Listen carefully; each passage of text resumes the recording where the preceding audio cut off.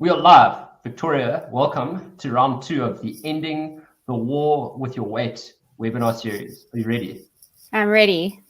Rock and roll. So last time we addressed the problem at least the limiting belief that I am weak and I have no willpower. So these are the 3 things that people come up against when they are reflecting on their legacy of weight loss.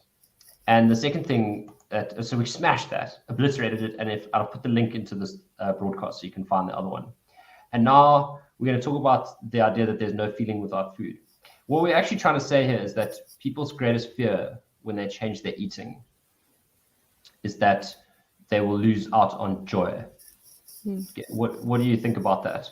Yeah, they feel like they can't celebrate, they can't be with their friends, and that they're going to be deprived in some way without that food. That's awesome. That is not awesome. It's awesome that you explained it that way. And in this webinar, or at least in this little episode, we are going to be unpacking that, which I'm very excited about. Okay, so in the last episode, we chatted about the new model of treating the binge cycle, right? Do you want to give us like a quick recap? I'll go back. Yeah, sure. So we spoke about that. There's a process that underlies binging. It's not just a lack of willpower, that you're doing something wrong. That actually it comes from this belief that we have to restrict our food to lose weight. And what happens is we actually get hungry. We crave emotionally. We don't know how to soothe ourselves. So we stuck feeling a whole lot of things that make us feel very uncomfortable. We then have various different triggers that trigger us to then binge. And what follows a binge is feelings of guilt and shame. And we spoke on the last episode that shame is really destructive and can be really harmful. And so it leads to this idea then that I'm not good enough. There's something wrong with me. So I need to restrict. I need to start this thing all over again. And so you get stuck in this cycle. Right. And so then you unpacked how to break down that cycle. So give us just a 1-minute reflection on that. Yeah, so then it's really all about emotions, dealing with what's going on underneath your behaviors. So really important to look at managing anxiety, being really aware of what your cravings are, what's really going on, if you're feeling anxious, if you're feeling angry, what's behind the eating, and then learning what your triggers look like and how to get through them. And so hopefully stopping a binge from happening. But if it does, because sometimes it does, it's about understanding, okay, I'm feeling shame and I need to do something with this. So I need to tell somebody, I need to talk about it. I need to not deal with this feeling all on my own until I get to the point where I just want to restrict again. So, yeah. Cool. Yeah, that's great. Thank you for that. And so what we're going to be talking about in this one is why we turn to food. So sure, when you're anxious, you can diffuse anger. When you are identifying your emotions and identifying cravings, that can also, reduce the likelihood of you having a binge and also removing triggers. But like, why is it that we turn to food when we experience these emotions? And that's what we're going to be discussing today. So the ones that I highlighted for my part of this talk is around celebrating. And we obviously get no one signs up for diets in December unless you're watching this, in which case I challenge you to sign up in December. But no one signs up in December because they're so afraid that they won't be able to celebrate without food. And then a lot of people say they're terrified. One of the things we actually coach people through is how they're going to go to a party or someone's birthday where everyone's sharing a meal and they have these special dietary requirements and they feel like they are going to be disconnected and they're going to be like on the outside of this social setting. And so the paradox there is that we'll get into the connection but just now. But generally, when you eat because you're anxious, putting yourself in anxious situations makes you eat more. And often your diet can actually make you anxious in social settings where you are most vulnerable and likely to eat more. So it's this like terrible fuel on the fire. And then the next one, like people always say, well, you know, when I am distressed, I eat, and now they don't know what to do when they're sad or, you know, going through a lot of emotions. They don't know what else to turn to or how to soothe these feelings. And so you came along and said it's to do with neural pathways. And so can you open up about neural pathways and just explain that concept? Yeah, so the very simplified version is that we have very automatic ways that we think and then how we behave on those thought processes. And that happens in our brain, and it happens really quickly. And they're so automatic, they're so entrenched that they can be a very small trigger that can trigger you to behave in a certain way very quickly, without you even being very aware of it. And it can feel like it can happen very automatically. So it happens with food. We have these neural pathways that food is connected with celebration, connection, and what was the last one? Sorry. Like we just soothing did pain. soothing. Yeah, that's a big one. Ice cream under the blankie. Yeah. So that when I feel an emotion, I must eat. And so these are just so deeply entrenched that we continue to use these throughout our lives. And the idea is we want to make new neural pathways, which means we have to dig out. If we look at the picture, we have to dig out the snow, and that takes time. And it's so easy because those neural pathways are there to slip back into them. It's the easiest thing to do. So we have to practice at creating the new neural pathways and the new ways that we behave. So it's like the sheep is a thought, right? And so if the thought stumbles down the hill and it gets, you know, or the thought stumbles into your consciousness, then it finds itself in this groove, and then the process rolls its way out, because that's how the neural pathway is. So basically, like this thought, you know, this sheep lands at any point in the path, and then it comes out the other end of the path, because that's the way it guides it. So like if you experience this thought, that thought leads to this thought, which leads to this thought, which leads to this action, and that's what ends up with you, like with your tablespoon deep into the ice cream container, right? Yeah, exactly. And so the sheep can actually can make another path, but it's going to need a lot of sheep to follow it, or it's going to actually have to walk that path many times until that path competes with the current path on. Okay. So that's basically the idea of you need to practice it. And it feels really hard at the beginning, and it's going to feel like you're really pushing against something. There's a lot of resistance that's going to come back at you. But the more you practice it, the more the pathway gets dug out. And then that becomes the automatic way of doing things. And eventually there isn't necessarily always this anxiety around food and eating, or these connections to these things. It becomes automatic to treat food as something that's nourishing, even enjoy it, and not have those connections. Is that like the same concept behind Pavlov's dog, like conditioning? You know Pavlov's dog? Yes, yeah. So like I guess in a way, yes. So it's reinforcing. So the dog learned that if there was a sound of a bell, it would get food. And so it's not a great example because we're talking about bells and food, but it's the same idea that when you reinforce a behavior and you get a good result, you're more likely to do that behavior. And so the more and more you do that, the more and more you want to keep doing the same behavior. And so it reinforces itself. Got it. Yeah. Okay.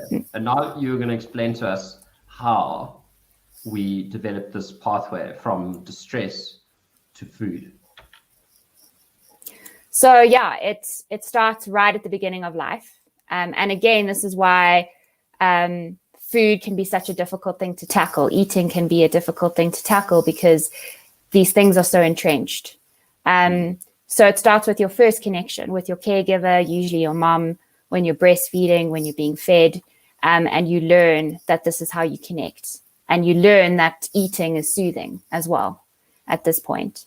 And something that happens sometimes is people get stuck in this stage of development. There's a stage called the oral phase.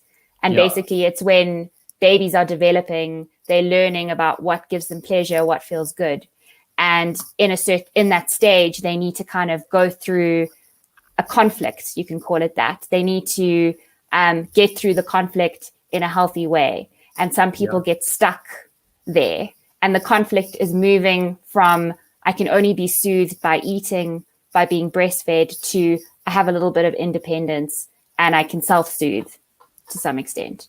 And then, so that's what happens when people get stuck in the oral phase. No, and so that's the fixation, the oral fixation. Yes. Okay. And then they'll struggle. They'll want to always put something in their mouth. They might want to always be drinking, smoking, and it's still stuck in soothing pleasure comes with being fed or something in my mouth. And that when you get stuck in that phase, it can happen with not being weaned off of breastfeeding soon enough, or if there's some kind of disruption in breastfeeding, or a mother is overly, every time the child cries, the mother's breastfeeding. So the child never learns to self-soothe. So it's when that, when that pattern is kind of disrupted, that's when you can get stuck there. And that can last your whole life. So something that happened in your first 2 years just lasts forever. Yeah. I think the first 5 years of life are really the years that form us in many ways. But the really cool thing about psychology, I think, is that if we work hard enough, we can be aware of what's going on. We can actually make sense of these things and not let them just be unconscious things that drive us. We can take control of them. Crazy. Yeah. So the next form of connection you wanted to chat about was, and so mother's love, I think, is more like parenting love. Is that right? Yeah. And the connection of dad takes me to get an ice cream every day after school. Mom and I bake cake together. And the idea of like being cared for, being important, being loved gets a bit mixed up in memories of food and eating. And also the idea that if I'm good, I'll get a treat. Yeah. If I get an A at school, I'm going to go for ice cream. And so that also gets a bit mixed up, that being good is part of food. Yeah. Hectic. Yeah, so the reason that's there, so it relates to the neural pathway, right? So you basically create a neural pathway in your brain that says, for love or whatever, like, love equals food, for instance. Yes, yeah. And being good equals food, being bad equals food, all those associations, And then again, just dinner time around the family. Is that just another example? Yeah, and that also, I think this is the idea of being connected, being loved, with eating at the dinner table, eating food. And so many families, this is another thing, don't talk about emotions, don't talk about feelings. We put food on the table instead.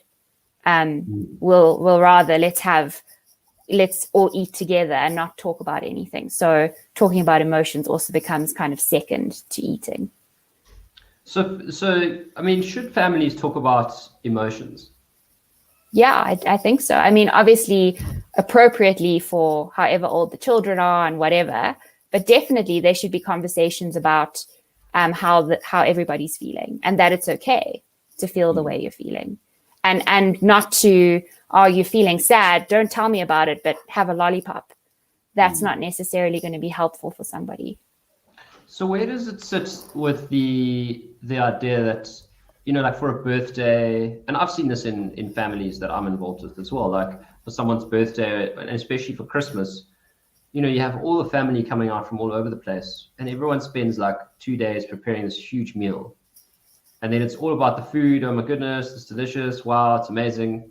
And then carry on. And you're saying that there's perhaps, in some cases, that's not entirely healthy. I mean, obviously we know it's definitely not physically healthy, but you're saying maybe not mentally healthy. Yeah, and definitely the idea that let's get together and let's just go wild. Let's drink, let's binge, let's lose control. Let's just because it's Christmas and we're all together. And I think, there can be an unhealthy thing that happens. I'm not saying for every single family, but certainly those interactions can be unhealthy, and maybe no one really connects in the family, essentially. So you're saying it might be unhealthy because it's a missed opportunity, actually. Yeah. It's interesting. Like when you walk away from those and you think, like, how much better do I know my uncle or my cousin? What did I really take away from there apart from the need for an Eno? Yeah, exactly. Okay, and so now we get to bring it all together, right?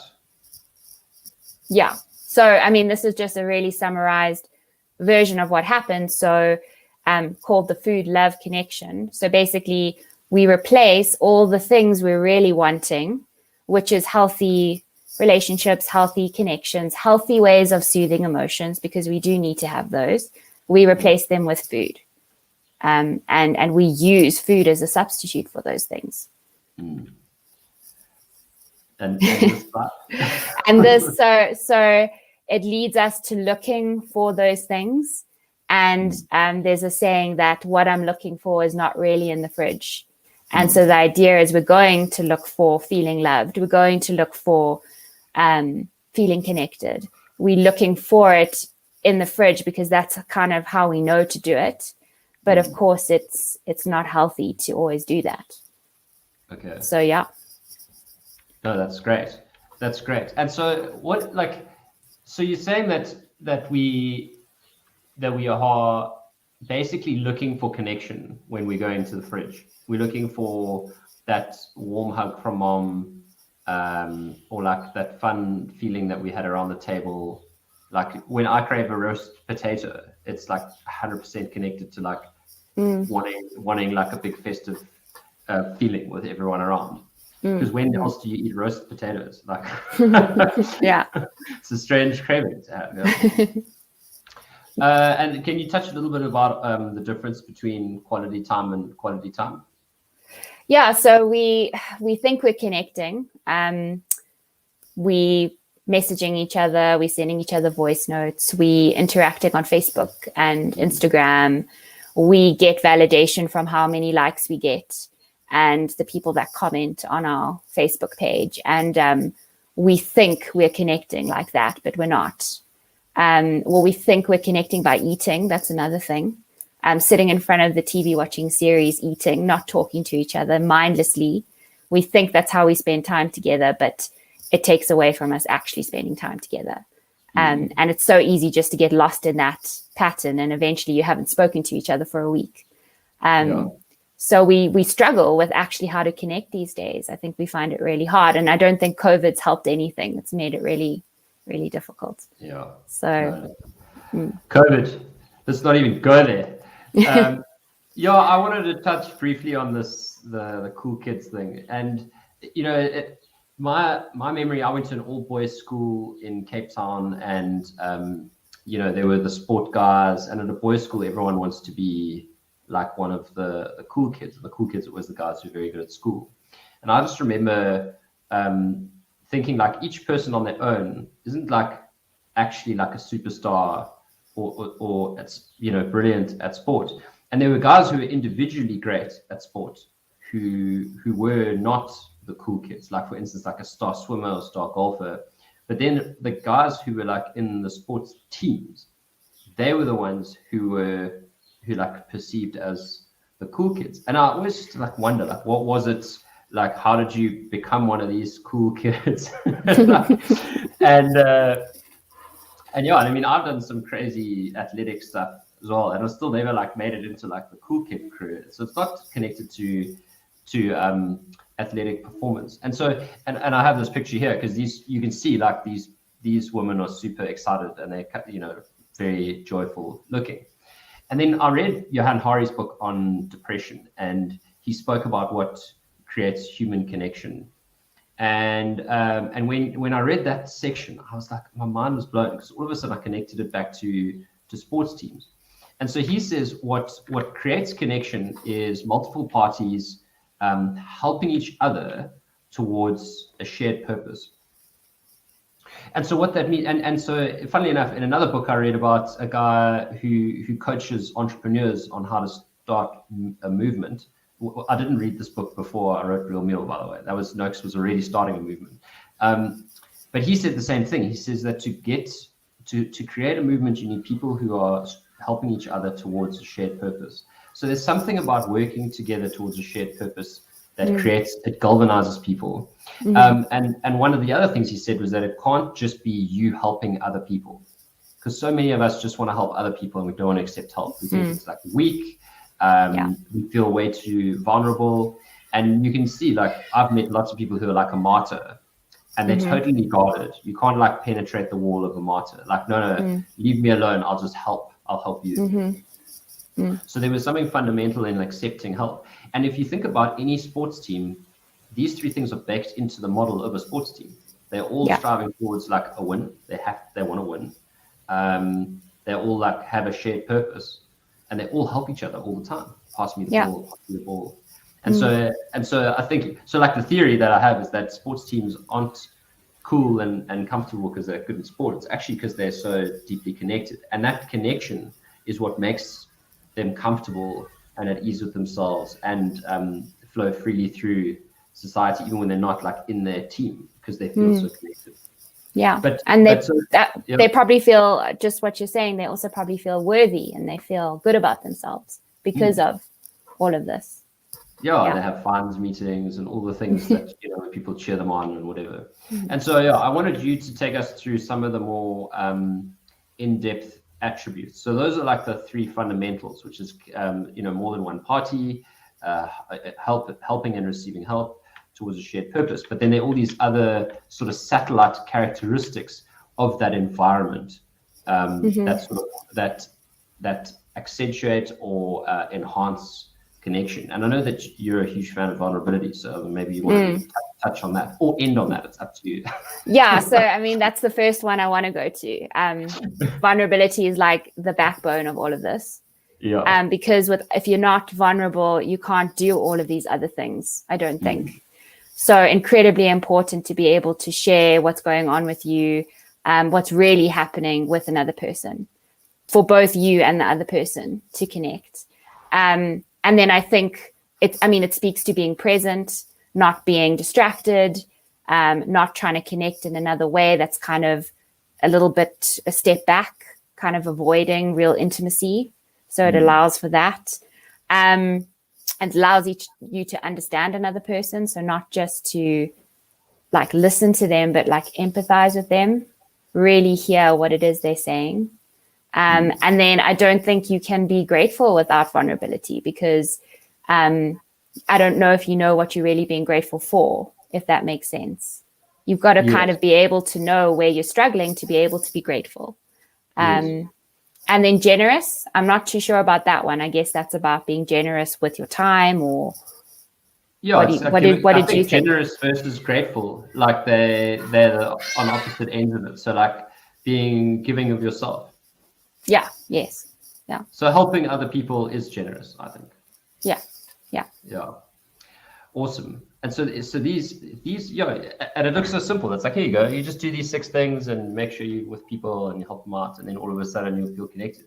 I mean, it's not that simple, but it's also not that complicated. There was this, if I can just talk about in fact, all the programs that we've run, especially the Hero program and more recently the Eating Psychology program, which we'll talk about again just now. But these things are at play in these programs. And so I've said this on a number of occasions, like the Hero program in particular, it's actually a human connection program disguised as a weight loss program. Yeah. And one of the reasons it works so well is because people become connected and they don't realize it, because they think that they are not binging because they are being held accountable. They're actually not binging because they feel connected, and there's like a hole that's being filled. Yeah. But I remember one of the clients the other day, she said she's so scared of what will happen when this program's over, because she's formed such a great bond with everyone, and she hadn't actually had bonds like this with other people in her life. And I was obviously stoked, because it meant that the program had created that environment.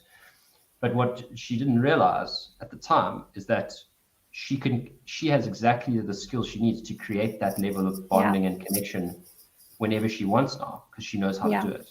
Yeah. But she didn't even know she was doing it, which is amazing. She didn't know she was doing it. Yeah. Definitely.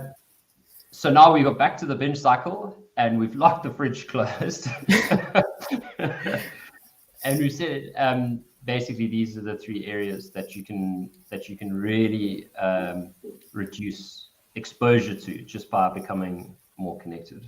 Yeah, right? Definitely. I mean, if we went through it in detail, we could look exactly how connection, vulnerability, all of that stuff does these things. It diffuses anxiety, it helps with cravings, all of it. It's definitely connected, 100% connected.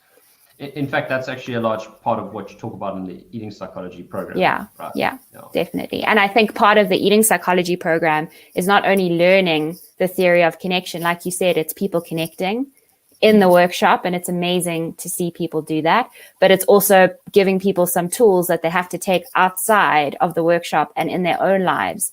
They have to connect, and they have to practice doing different things in order to connect. So they get the practical experience of that. Practicing the theory in real life situations. Yes. Yeah, reading a book. You can read my favorite thing is like reading the book. It's a library quote. Like if knowledge gave you results, then every librarian would be a billionaire. Yeah, exactly. Well, and so this is great. So this is from Alison, and she's on the eating psychology transformation program at the moment. She said this is the first time in 6 decades that she's been brave enough to lift the curtain on triggers and the psychological reasons for overeating. Imagine going 60 years without wanting to face the real reasons that you've been overeating. Yeah, amazing. And I can tell you she's not alone in that. Years and years and years and years of just carrying on and not knowing how to face it. Crazy. So thank you, Victoria. We Thanks, now know Jonno. that there is celebration and joy to be experienced without food. And in the next edition of this 3-part series, we'll be talking about worthiness. Do you want to give us like a tiny tease for worthiness? So this one will be talking about why we think that being thin means that we're worthy. And there's a lot that goes behind that so many of us feel that way. So yeah, it's a good one. It's a very important one. It's a goodie. Cool. I can't wait. Stay tuned. Watch out for the links, and we'll see you soon. Thanks, Victoria. Thanks, Jonno.